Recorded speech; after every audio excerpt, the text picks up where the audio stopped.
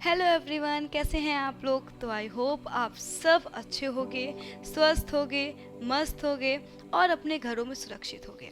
तो मैं रुचि कटियार स्वागत करती हूँ आपका डाउट नट के इस स्पेशल इवेंट में। तो आज का सेशन होने वाला है बहुत खास, क्योंकि ये सेशन सिर्फ और सिर्फ आपके लिए है, जो कि है अमेजिंग इंटरेस्टिंग फैक्ट से भरा हुआ। थोड़ा सा थ्रिल भी है इसके अंदर, और हो सकता है कि आप लोग अपने दांतों के तले उंगलियां भी दबा लो। तो बच्चों, क्या लगता है आपको कि आज हम साइंस के, अगर हम लोग देखें साइंस के नज़रिए से देखें, तो आज हम कहाँ पर हैं। तो आप कहोगे मैम, आज हमारे पास सब कुछ है, हमारी जो टेक्नोलॉजी है वो दिन पे दिन बढ़ रही है। हम मून पर पहुंच चुके हैं, हम मंगल ग्रह पे पहुंच चुके हैं, हमारे पास हर एक क्वेश्चन का जवाब है। हमारे साइंटिस्ट जो हैं वो लगातार लगे हुए हैं, जितनी भी थेरीज उन्होंने दी हुई हैं वो सारी थेरीज हमें समझ में आ रही हैं। जितनी भी चीज़ें हमारे आसपास हो रही हैं वो हमें सब पता है। तो ऐसा आप लोग सोच रहे होंगे, लेकिन बच्चों, क्या आपको पता है कि आज भी ऐसी अनसुलझी हुई मिस्ट्रीज़ हैं, अनसुलझी हुई थेरीज़ हैं जिनका आंसर साइंटिस्ट के पास नहीं है। तो आज हम करने वाले हैं 5 ऐसी मिस्टीरियस थेरीज़ के बारे में जिसका जो जवाब आज अभी तक साइंटिस्ट के पास नहीं है। तो शुरुआत करते हैं। तो 5वें नंबर पे है imbalance between matter and anti matter. तो अपने यूनिवर्स की शुरुआत लगभग 13.7 करोड़ वर्ष पहले बिग बैंग के अकर होने की वजह से हुई थी। तो बिग बैंग ने बेटा क्या किया, बिग बैंग ने बेसिकली सारी चीज़ों को प्रतिपादित किया, और एक सिंगल पॉइंट से सारी चीज़ें प्रतिपादित हुई हैं। और जो ये सिंगल पॉइंट है ना, ये लगातार स्पीड ऑफ लाइट से एक्सटेंड हो रहा है। तो अगर सोचा जाए तो जो ये एक्सटेंड हो रहा है, इसे रुक जाना चाहिए था अभी तक, लेकिन ये मैसिव रिएक्शन इवेंट अभी तक रुका नहीं है। तो किसका मतलब क्या है कि जो अपना यूनिवर्स है वो लगातार इंक्रीज हो रहा है, डे बाय डे वो इंक्रीज हो रहा है, और स्पीड ऑफ लाइट से इंक्रीज हो रहा है यार। सो फिजिक्स के नियमों के आधार पर इस ब्रह्मांड में बिग बैंग के द्वारा जो है इक्वल अमाउंट ऑफ मैटर और इक्वल अमाउंट ऑफ इसका ट्विन एंटी मैटर का निर्माण हुआ होगा। ठीक, मैटर में क्या होते हैं, प्रोटॉन, इलेक्ट्रॉन, न्यूट्रॉन होते हैं। एंटी मैटर में एंटी न्यूट्रॉन, एंटी इलेक्ट्रॉन और एंटी प्रोटॉन होते हैं। सो अगर देखा जाए तो ये एंटी मैटर और इस मैटर को आपस में मिलकर कैंसिल आउट हो जाना चाहिए था।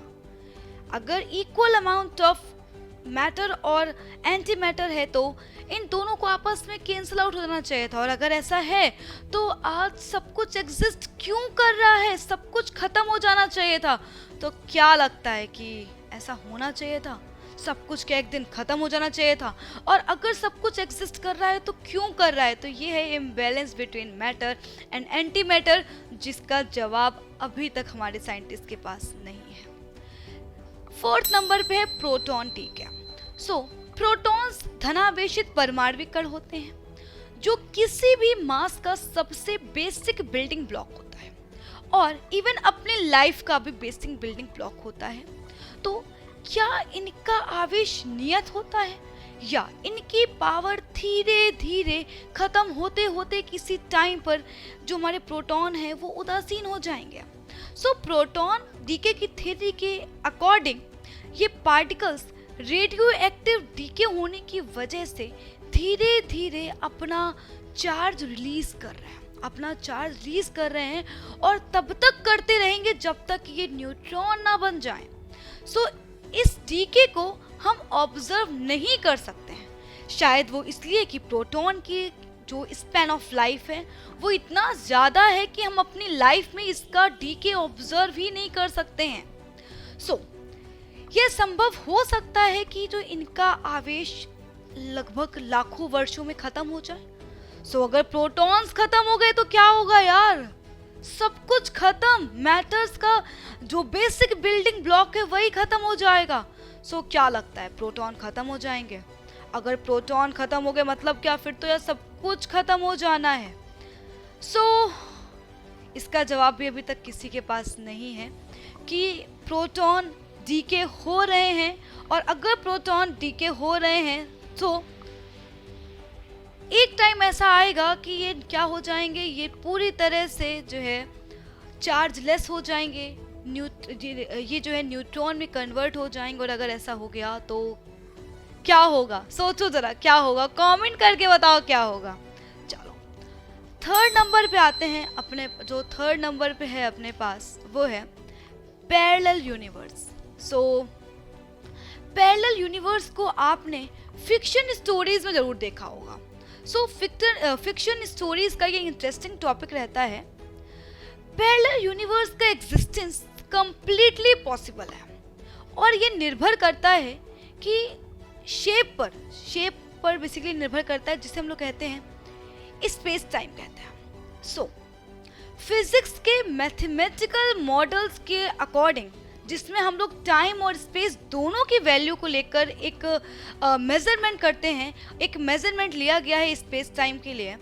सो चीज़ें कॉम्प्लिकेट कब होती हैं? चीज़ें कॉम्प्लिकेटेड तब होती हैं जब हम शेप को कम करने की कोशिश करते हैं, तब हमारे परसेप्शन और रियलिटी के बीच में जो है ना बहुत ही बड़ा जो है हम कह सकते हैं इम्पैक्ट पड़ता है, बहुत बड़ा अफेक्ट पड़ता है हमारे परसेप्शन, जो हमारा परसेप्शन होता है उस पर बहुत बड़ा इफेक्ट पड़ता है रियलिटी को देख करके।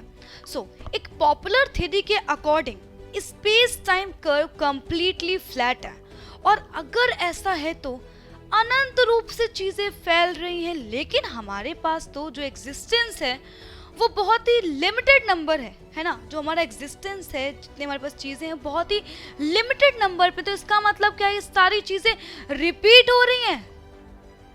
अगर हम बोल रहे हैं कि जो स्पेस टाइम कर्व वो कंप्लीटली फ्लैट है, इसका मतलब क्या है कि अनंत रूप से चीज़ें बढ़ रही हैं, लगातार जो है फैल रही हैं, लेकिन हमारे पास बहुत ही लिमिटेड नंबर ऑफ एग्जिस्टेंस है। तो इसका मतलब क्या है कि जो हमारा एग्जिस्टेंस है वो बार बार रिपीट हो रहा है। सो कहने का मतलब क्या है कि जो हमारी गैलेक्सी है वो एक सिंगल गैलेक्सी नहीं है, ऐसी हजारों लाखों करोड़ों गैलेक्सीज मौजूद हैं। सोचो कि अगर हमारी गैलेक्सी में एक प्लेनेट अर्थ है, इसका मतलब क्या है? इसका मतलब कि जो मिलियंस ऑफ गैलेक्सीज हैं उसमें भी अर्थ होगी। हर एक गैलेक्सी में एक ना एक प्लेनेट ऐसा होगा अर्थ की तरह। सो मतलब कि millions of galaxies, millions of earth मौजूद हैं। इसका मतलब कि हमारे और तुम्हारे ट्विन ब्रदर सिस्टर मौजूद हैं अलग अलग प्लेनेट पर। हम कह सकते हैं कि हमारे जैसे लोग अलग अलग प्लेनेट पे मौजूद, अलग अलग गैलेक्सी में अर्थ जैसे प्लेनेट पे मौजूद होंगे। और जैसी टेक्नोलॉजी आज हमारे पास है, हो सकता है कि उससे भी कई गुना ज़्यादा टेक्नोलॉजी उसके पास हो, या उनके पास भी ऐसी ही टेक्नोलॉजी होगी। तो अगर ऐसा है यार, तो हम लोग उनसे कनेक्ट क्यों नहीं कर पा रहे हैं? सो भाई बहुत ज़्यादा कॉम्प्लिकेटेड है ये सब। सो क्या लगता है यार? तो इसका मतलब तो ये है कि हाँ पॉसिबल है। तो देखते हैं कि कब अपने जैसे जो भाई बहन हैं उनसे कब हम लोगों की मुलाकात होती है। चलिए, तो इंतज़ार रहेगा इस बात का। सेकेंड नंबर पे आता है आपका सोनोलुमिनेसेंस। सो ये एक स्ट्रेंज ऑकरेंस है जो फिजिक्स में होता है। सो बेसिकली ये ऑकरेंस फिजिक्स में होता कब है? जब हम साउंड वेव से वाटर के अंदर बबल क्रिएट कर रहे हो। सो जब हम पानी में साउंड वेव से बबल क्रिएट करते हैं तो बेसिकली होता क्या है, तो बबल बन जाता है और उस बबल में मिनिस्कल फ्लैश लाइट का निर्माण हो जाता है। सोचने वाली बात यह है कि ये जो मिनिस्कल फ्लैश लाइट है ये आई कहाँ से? हमने तो केवल बबल को क्रिएट किया था, ये लाइट कहाँ से आ गई? सो बेसिकली जो है जो ये लाइट होती है ये 100 पिको सेकेंड्स तक रहती है, और किसी भी साइंटिस्ट के लिए ये बहुत ही लंबा टाइम है ऑब्जर्व करने के लिए। सो फर्स्ट टाइम जो है 1934 में इस पर ध्यान गया लोगों का, और इसे नोटिस किया गया और इस पर स्टडीज़ करना स्टार्ट कर दी गई, और ये स्टडी लगभग नेक्स्ट 8 डिकेड्स तक चली। सो बेसिकली ये मैजिक कब होगा? जब हम लोग साउंड वेव्स को साउंड वेव्स को बल द्वारा जो है एक बबल का निर्माण कर रहे होंगे। सो फिजिक्स के पास अभी इसका कोई भी जो है रियल एक्सप्लेनेशन नहीं है कि आखिरकार कहाँ से लाइट आ रही है। कुछ थेरीज एक्सप्लेन करती हैं कि जब ये बबल जो है, बबल क्रिएट हो रहा होता है तो ये जल्दी से कंप्रेस होकर के किसी गैस को अंदर ट्रैप कर लेता है और इस रिएक्शन में टेम्परेचर इंक्रीज होता है और प्लाज्मा क्रिएट हो जाता है और यही प्लाज्मा ग्लो कर रहा होता है। सो डोंट नो कि इसका रियल ये प्लाज्मा कैसे बना, ये लाइट कहाँ से आ रही है, तो ये अभी भी ना अपने लिए जो है एक कह सकते हैं मिस्ट्री है कि लाइट कैसे आ रही है। ठीक है, सो आई होप कि इंटरेस्टिंग होगा। फर्स्ट नंबर पे आता है dark matter. So dark matter क्या है और क्यों हम डार्क मैटर को नहीं देख पाते हैं, ये बच्चों सबसे बड़ी मिस्ट्री है अपने पास। सो जैसे कि आपने सुना होगा ब्लैक होल्स वगैरह, तो बच्चों ब्लैक होल्स डार्क मैटर से मिलके बने होते हैं। सो इसका एग्जिस्टेंस सबसे पहले 1922 में डच एस्ट्रोनॉमर जैकोब्स कैप्चर ने दिया था। उन्होंने सबसे पहले जो है इसको देखा था, बेसिकली देखा मतलब कि इन्होंने जो है सबसे पहले जो है इसका एग्जिस्टेंस उन्होंने बताया। सो जो डार्क मैटर है उसके द्वारा अपना 26% ऑफ यूनिवर्स बना हुआ है। ठीक है, सो अगर मैं बोलूँ कि अपना जो यूनिवर्स है, तो यूनिवर्स आप कहोगे मैम यूनिवर्स तो मैटर से बना हुआ है। मैटर क्या होता है? मैटर में इलेक्ट्रॉन, प्रोटॉन, न्यूट्रॉन होते हैं। ठीक है, सो जैसा मैटर का क्लासिफिकेशन है वैसा डार्क मैटर का कोई भी क्लासिफिकेशन अभी तक नहीं है अपने पास। सो डार्क मैटर, हमें पता है कि जो अपना यूनिवर्स है वो डार्क मैटर से मिलके बना हुआ है। 26% ऑफ जो है यूनिवर्स डार्क मैटर से मिलके बना हुआ है, लेकिन डार्क मैटर को आज तक किसी ने देखा नहीं है। डार्क मैटर लाइट से इंटरेक्ट नहीं करते हैं, ये ना तो लाइट को एब्जॉर्ब करते हैं, ना ही लाइट को रिफ्लेक्ट करते हैं, ना ही लाइट को एमिट करते हैं, लेकिन इनके अंदर जो ग्रेविटेशनल फोर्स होता है वो लाइट को बेंड जरूर कर देता है जब लाइट इस डार्क मैटर से होके पास कर रही होती, क्रॉस कर रही होती है। सो देखते हैं कि डार्क मैटर के बारे में कब पता चलता है। तो ये थी 5 अनसॉल्व्ड मिस्ट्रीज जिनके आंसर अभी तक किसी भी फिजिसिस्ट के पास नहीं है। तो बच्चों मिलेंगे हम लोग अगले किसी ऐसे ही अमेजिंग सेशन के साथ।